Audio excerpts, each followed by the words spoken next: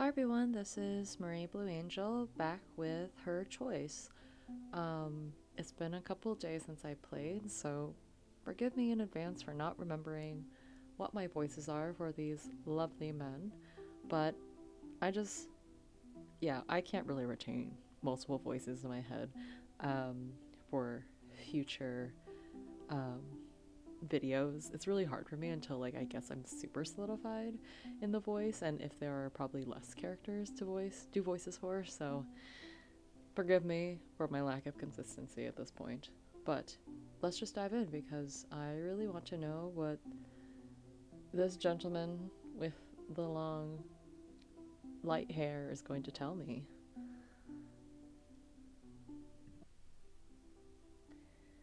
I feel like I just passed through a storm. I wonder if Kansan is going to be okay. I'm considering offering some professional assistance, but nobody apart from Hano is paying him any attention, as if this was all ordinary fanfare or fare.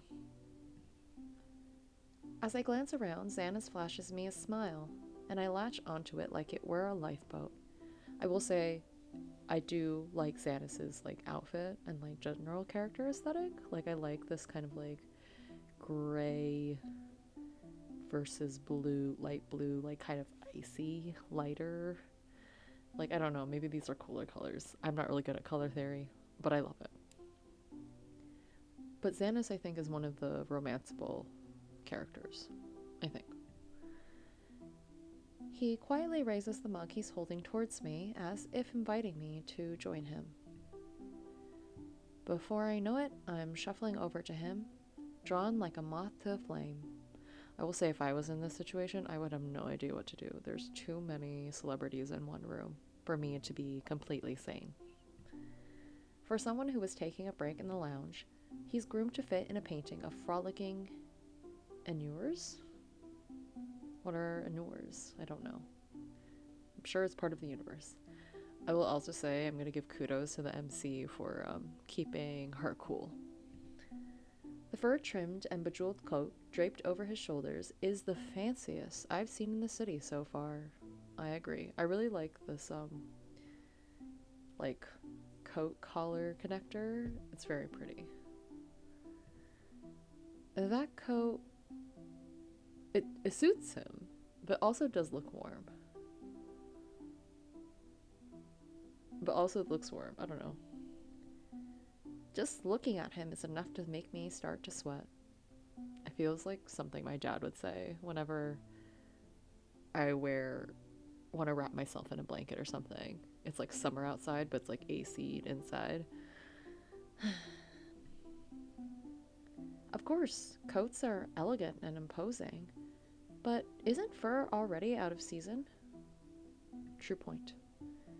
Overall, it's a bit too much. To be honest, he's more than a little intimidating seen from up close. Even though he's smiling at me, I feel a chill in the pit of my stomach. Just as I'm considering stepping back, heh.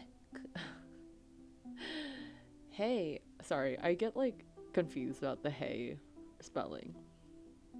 Hey, come on, come here. Uh, he puts down his mug and digs something out of his pocket.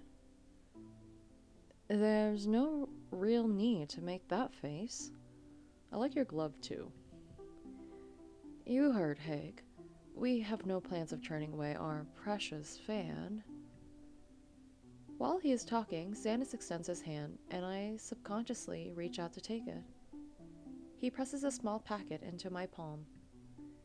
Inside the crisp, translucent paper, I see colorful flower-shaped candies. Oh, that's nice. Oh, so cute. Here, here, good girl. Now, how about a smile? I don't like that personally, but... As I look down at the candies, I recall something Xana said a little earlier. What was it again?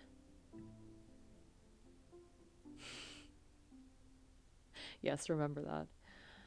Isn't it cute? She came all the way here, believing she won a raffle she never participated in. Who knew there were still those who fell for it? Thanks for roasting me. He's patronizing me, isn't he? He probably thinks I don't have much going on for me in the brain department. Not that I can blame him, but... Ugh. Hearing a disapproving groan float up from the sofa, I cautiously glanced behind Xanis. Scablade. If you're done flirting, just move already. You're casting a shadow. Oh. Skay's eyes are so distantly beautiful. One fleeting glance is enough to send my heart racing. Fair. It would beat its way out of my chest, if not for the fact that it's clear why his expression is so cold. Before me is a man bored out of his mind. Xanis either doesn't notice or doesn't care. Don't paint me into some kind of villain. Would you? Could you? That's your own problem. That's your own problem. That's your own problem. You know, it wouldn't hurt you to be nicer, just a bit, to the fans. Why do you even care? Because I'm kind like that.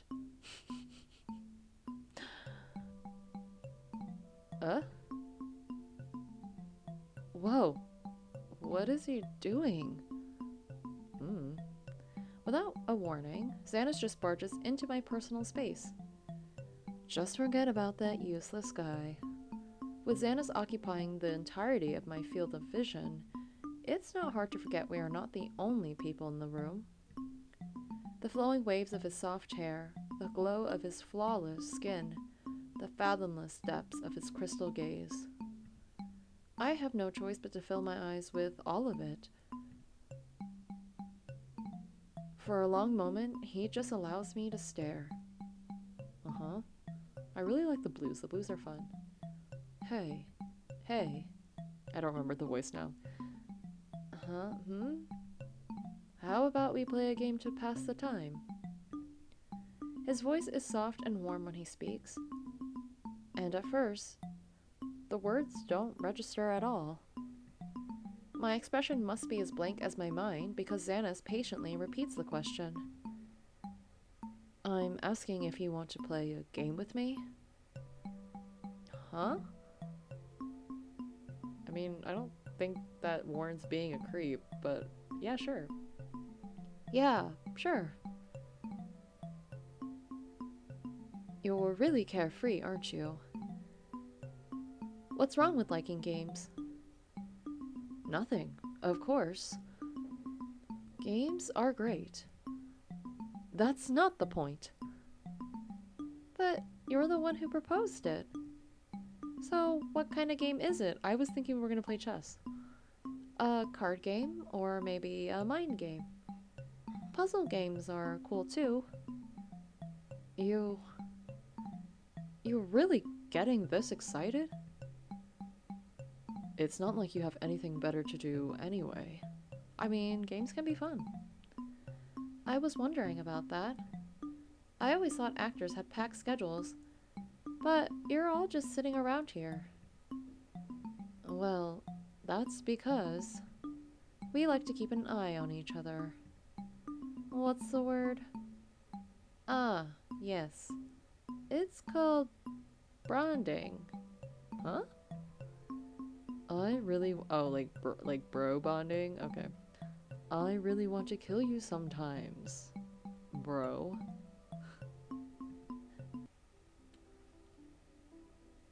Lord Heeker, you're back. Hello. I like the interacting with the bubbles, so we get to choose who we talk to first. Lance will be back any minute.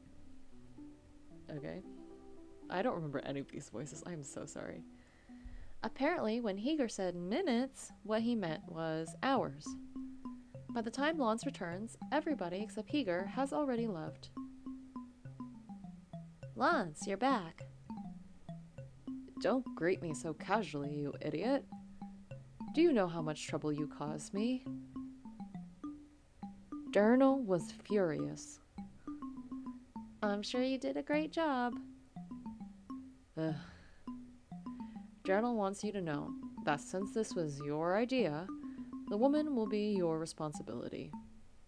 As long as you take care of her and make sure she doesn't cause any trouble, she can stay.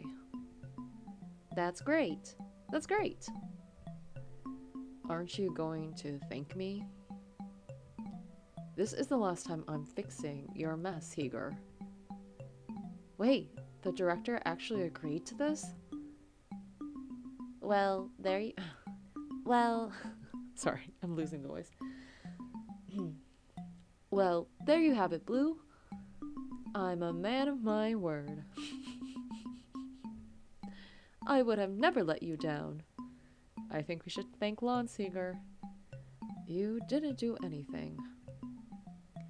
Aren't you happy, Blue? We'll make this the greatest holiday ever. Thank you very much. Listen to me, you two. Is this for real? This is going to be the best holiday ever.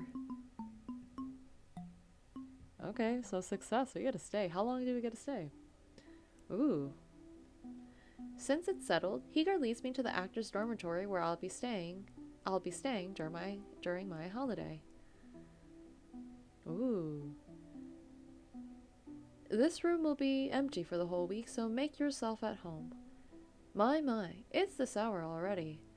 Please stay here and don't go out by yourself. Okay?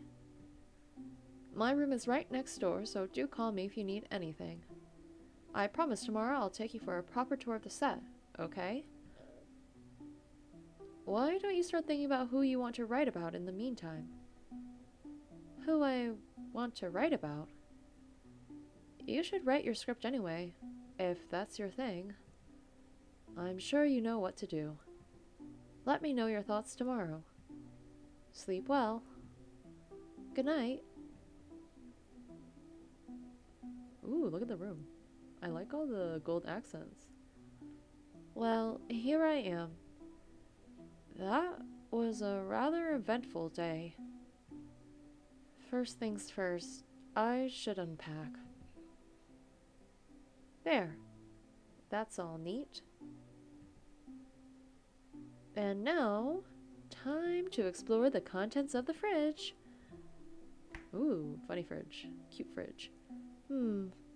I sure am hungry. This is the moment I've been looking forward to. Digging into rare and expensive delicacies. What if the fridge is empty? I had imagined the setting to be a little more grand, such as a personal chef or at least a high-end restaurant, but, hey, it's free. I can compromise.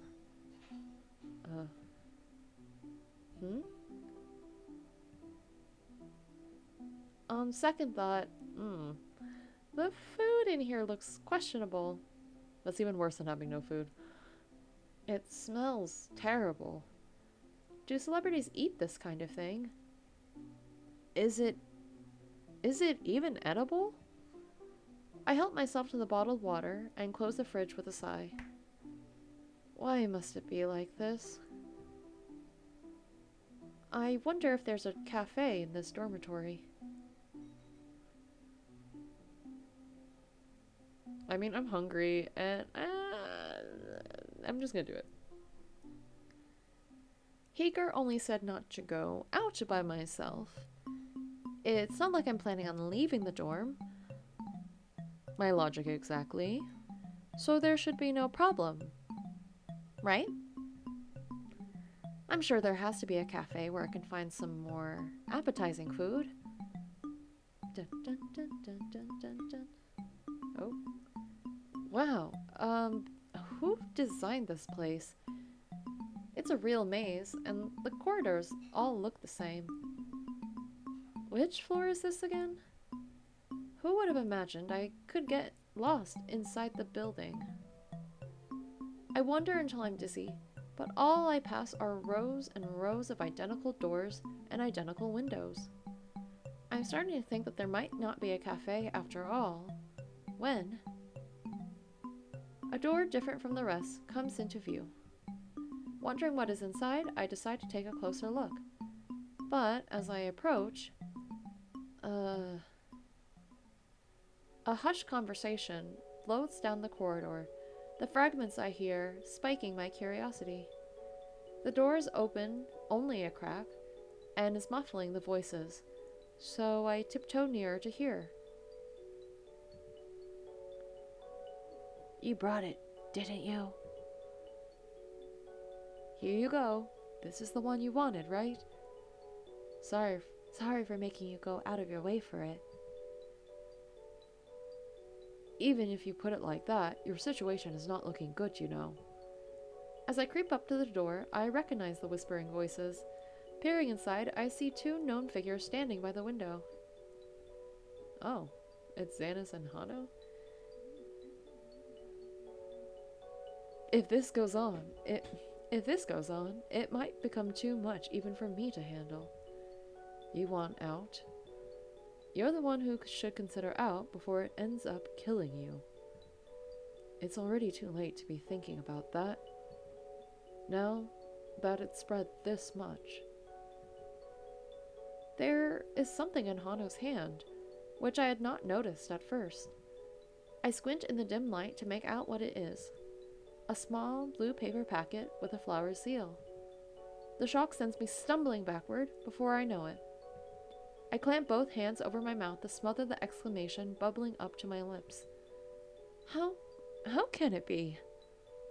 That... What are they even thinking?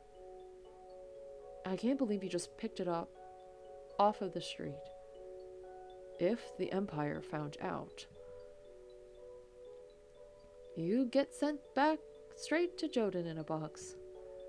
Huh. They'd first have to find and stop me. Was it drugs? I don't know. Not that it's ever going to happen. Not when they're still trying to figure out how it even gets into Wingate. You know what? I don't think the Empire cares at all. Not that it matters to me anymore. After all, you're the one that... There's somebody outside. I was so absorbed in making sense and digesting their conversation, I never noticed Xanis looking straight at me until it was too late. I turned down the corridor, but 2 steps is as far as I get before they catch up with me. Hano smoothly slides in front of me, and when I spin around, Xanis is blocking my path. Well. What do we have here? Isn't this the girl Heger brought in today? What is she doing here? Great question. I was trying to find a cafe because I got a little hungry. There's questionable food in the fridge. I got lost. I don't even know what this little packet thing is. Probably drugs, but you know, I'm not going to say that. I wish I had an answer to that. Eavesdropping is a rude habit, you know. But maybe we can find a way to break you out of it? Eh? What does he mean by that? Just how much did you hear? Huh? Why is his hand on his knife? I see. It's down there. That must be a prop, right? This is not good. Why didn't I listen to Heger? I should have just stayed in my room. My silence is making Hano and Xanis angrier by the second. I need to calm down. We can definitely talk this out, right? Anyone would be pissed at being eavesdropped on, but it's not a big issue. I try to speak, but Anon has locked my throat. Not that I know what to say, anyway. What I had heard. They drive me back until I'm pressed up against the wall. One glance sideways from me is all it takes. Ah! Hano's palm slams into the wall next to my head, blocking my escape. This is so not what I imagined being pinned to a wall by a Hawkeye would be like. We're not done talking. I turn away from Hano just to find Xanis leaning in to peer at me. His face is way too near for comfort. My, where are your manners? Huh, he's the one to talk about manners. This is harassment, and I'm definitely going to sue. What's gotten into them all of a sudden? They'd fit perfectly in any horror story. Xanis looks like he's ready to commit murder, and Hano is wearing a thunderstorm on his face. His hand has still not left his knife, by the way. Furthermore, the thing he had been holding, what they had been talking about. I can't believe you just picked it off from the street. If the Empire found out, you'd get sent straight back to Joden, in a box. Huh, they'd first have to find and stop me. Could it really have been?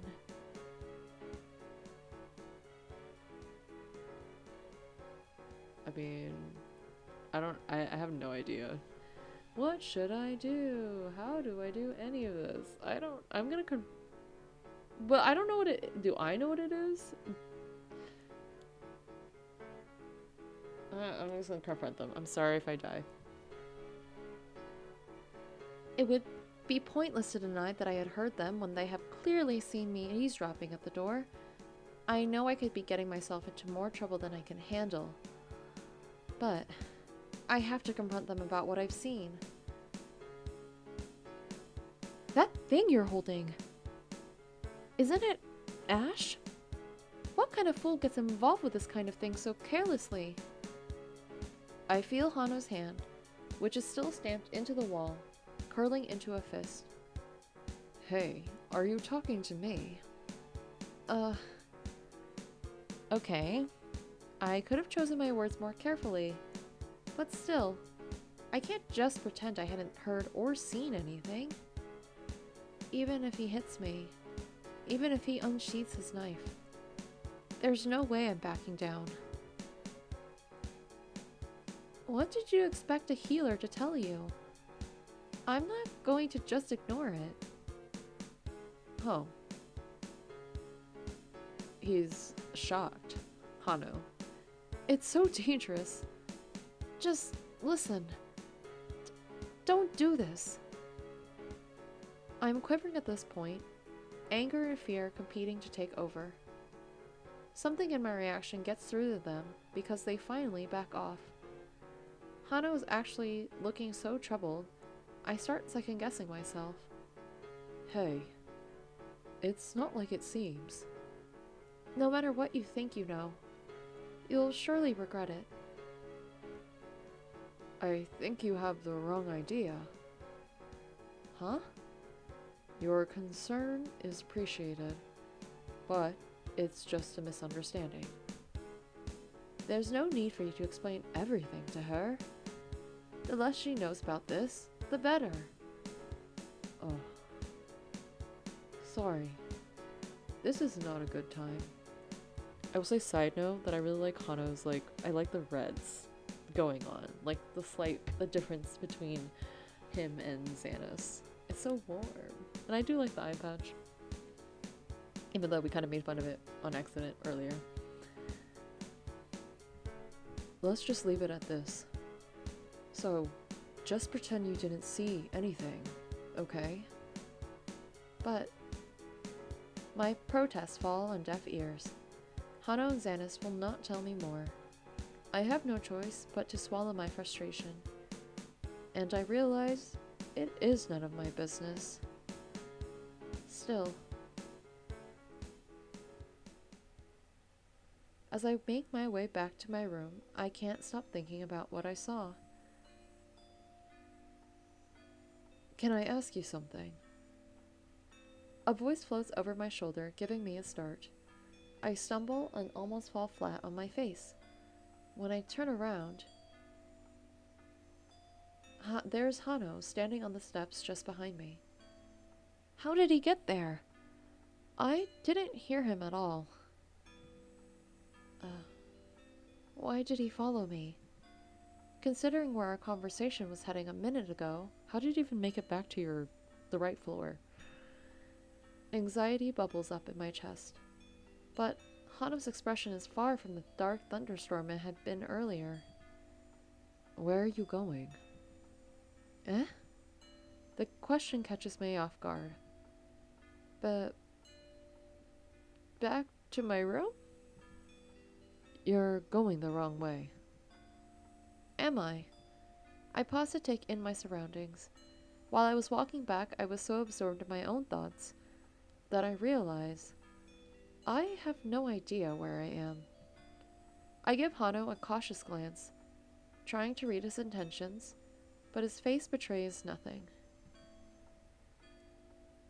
Mind giving me some directions? Only if you answer something first.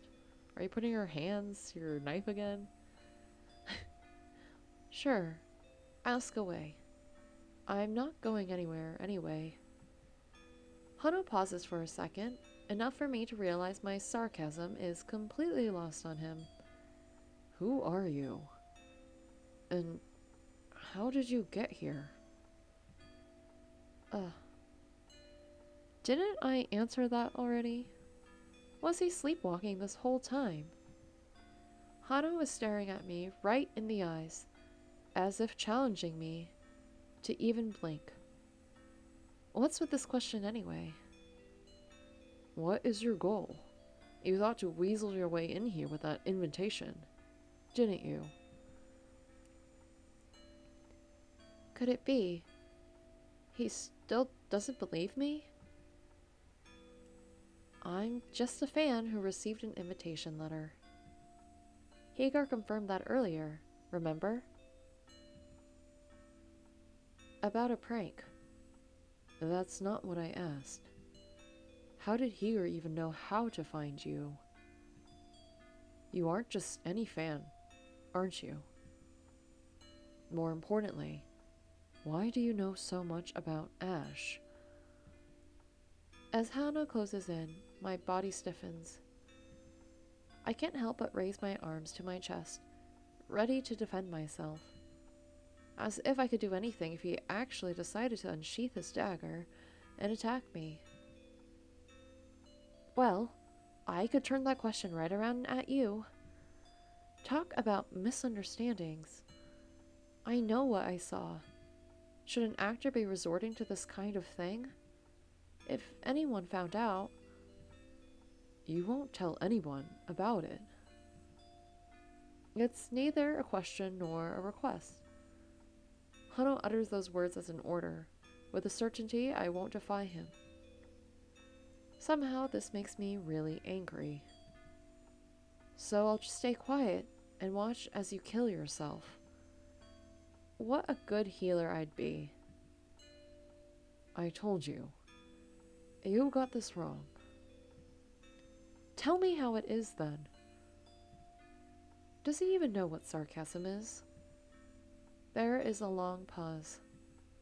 Against all my expectations, Hano seems to be actually considering answering me. But, in the end, he heaves a heavy sigh. Ha, I knew it. Zan is probably right. If I tell you everything, you might end up in danger. The less you know, the better. Wait, what? What exactly does danger mean? Just what are these two up to? If that's the case, you can't really expect me to answer any of your questions, do you? How is that fair? Hey, you. Well, if that's how he wants to be, fine by me. I tried telling myself it's none of my business, but in my heart I know that's a lie. I want to know more. And if anything, I really want to help him. I studied about Ash at the School of Alchemy. That's all there is to it. That's no standard curriculum. Fine. If you won't believe anything I say, we're done talking. I just wanted to help. Suit yourself. What's with this guy? I turn my back on him, deciding this conversation is over. My heart sinks as I realize he never told me how to get back to my room. Whatever. I'll wander forever, if that is what it takes to save my pride. Hey. Good night.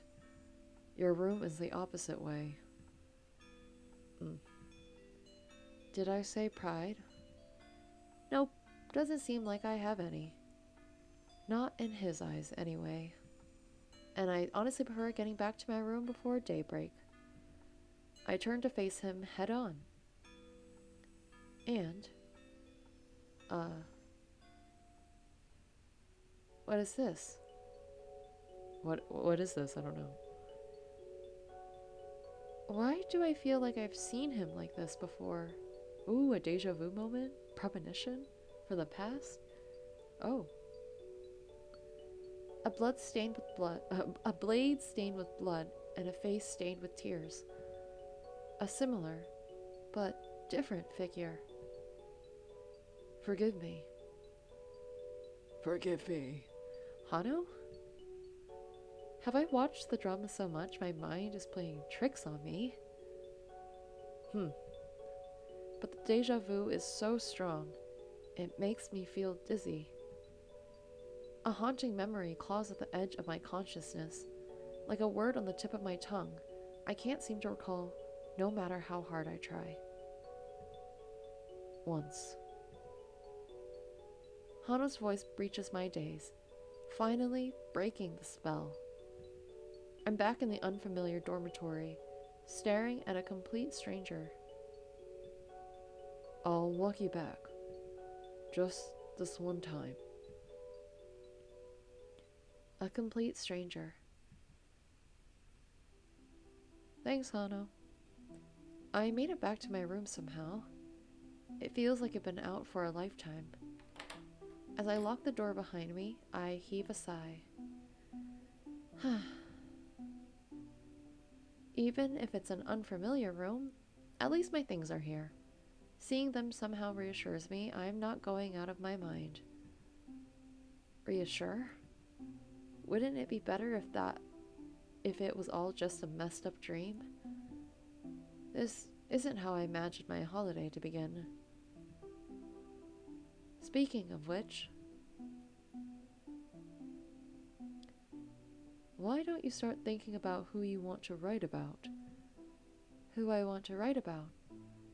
You should write your script anyway, if it's your thing. Maybe Heger had a plan and is pretending like he doesn't know about it. For some reason, she's here. Who I want to write about? Meeting the actors really changed my perspective on the characters. Thinking about it this way, will I even be able to write about them properly now? It can probably wait until tomorrow. It's been more than enough for one day. All I want is to enjoy that luxurious bath and then go to bed. Will you even get a luxurious bath? Like, it could just be a shower situation. Or maybe it is a bath in this universe. A whirlwind of thoughts has my mind in disarray. I won't be able to choose rationally now. But can I pretend I didn't see anything?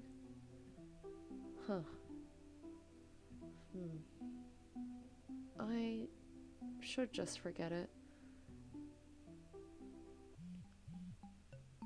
As I wait for the bath to fill, my phone buzzes with an incoming text. Oh, it's from Hazel. Sis, what have you done? Huh? There's a picture.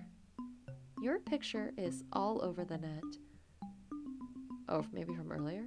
Huh? It's blurry, but that's me, all right. It's from this morning? I recognize the scene. That's me and Heger talking in front of the set's gate. Did you really go and confess your feelings to Heger? Ooh, you're so sly. That's definitely not what happened. Ugh. You're even handing him a love letter. No. So, nudge nudge. So what? His reply? I said it's not like that. I see. Rejection was the only option, after all. Stop. Cry. Sorry. He's a celebrity. He'll get over it. Why do you have to be like this? Say, sis, when are you going to come home? Hazel. Please, come home soon already. Mom and Dad will definitely forgive you, so... Even if I fell in love with a celebrity, is that something that really needs forgiving? That's not what I'm talking about. I'm going to bed. Don't stay up late watching dramas, okay? Sis. I put my phone away with a sigh. Well, that was a cute little exchange. Wow, this bed is like a cloud. My limbs unwind as soon as I tuck myself under the covers. Yet, even as I lay in the most comfortable bed I've ever touched, the thoughts don't go away. What was that unsettling feeling just now? It definitely felt like deja vu. Could I have been fantasizing about imaginary characters too much? To the point my mind can't tell reality from fiction anymore? There's a scary thought. And then, Ash. With my background, it's obvious from a glance. Those blue packets. There is no mistaking them. They surely held Ash. Ash is dangerous. A secret, illegal medicine. Medicine. Isn't it nothing more than a cursed drug that should have disappeared a long time ago? We should have never brought it back to this world. That drug can't cure anything. When even one dose is enough to cause addiction. With withdrawal symptoms so terrible, most patients die within a short time of their first dose. Damn. Why does such a drug even need to exist? What's he thinking, taking such a thing? I mean, I will say, Hano has said that there's more to the story, so I don't think he's taking it. Must be, maybe they're also investigating it for some reason. Can I really pretend I didn't see anything? Why did I have to come across it in a place like this?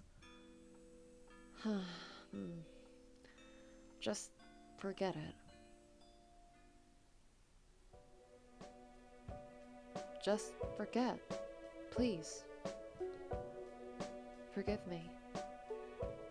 I can't watch you like this anymore. Maybe if I left this place, will it really be okay? Forgive me. Just forget now. Forget. What was that?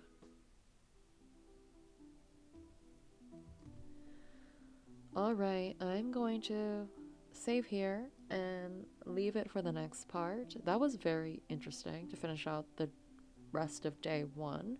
It surely is a mystery, what Hano and Xanos are doing with that Ash. I wonder if they're like investigating it themselves among, the set or the company. I don't know. Who knows? There'll be a theme of intrigue moving forward, I'm sure. I'm really enjoying this visual novel. I know nothing about this universe, but I'm loving it. So I also hope you're enjoying it. I'll come back soon with another part, and I hope you have a good rest of your day. Bye!